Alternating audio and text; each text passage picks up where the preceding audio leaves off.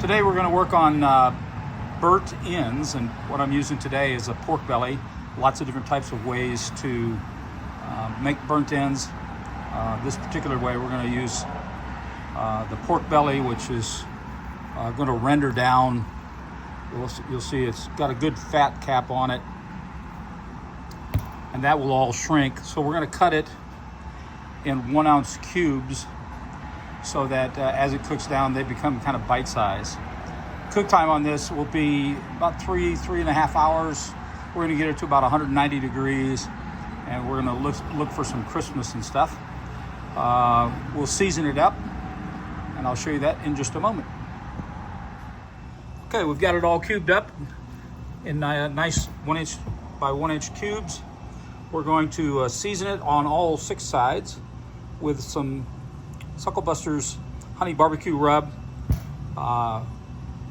It's got a little bit of sweetness and a little bit of a kick, so it'll make these nice and crisp and have just enough sweetness to them that when we glaze them, we'll put a little hot to it, a little habanero sauce to it, and get you a good flavor.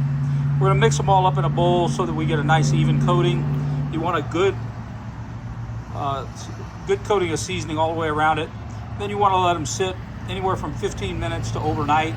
I had mine sit overnight typically, and then we'll put them on the smoker at 275. I'll cook them for probably about 3 hours till they get to 190, 195. As you can see, I put these on an icing screen in order to make it so that they don't have as many grill marks and things like that on it. It'll be easier for me to handle. We've kept it with the fat side up so that as that fat renders or cooks down, it'll go down through the meat and continue to make it juicy and flavorful. Again, the cook time on this will be about probably 3 hours. We're going to look for a temperature of about 190.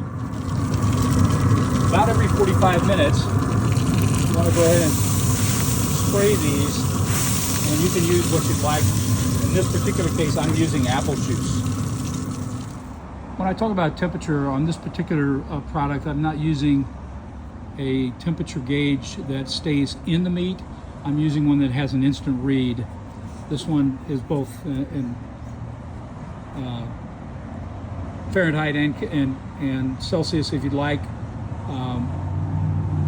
But the BGP it's $29.95, and it'll give you an instant read. As you can tell right now, it's temperature about 86.5 right out here. The probe itself goes into the meat, and then obviously sanitize each time after use and get it clean, nice and clean each time, so that as your temperature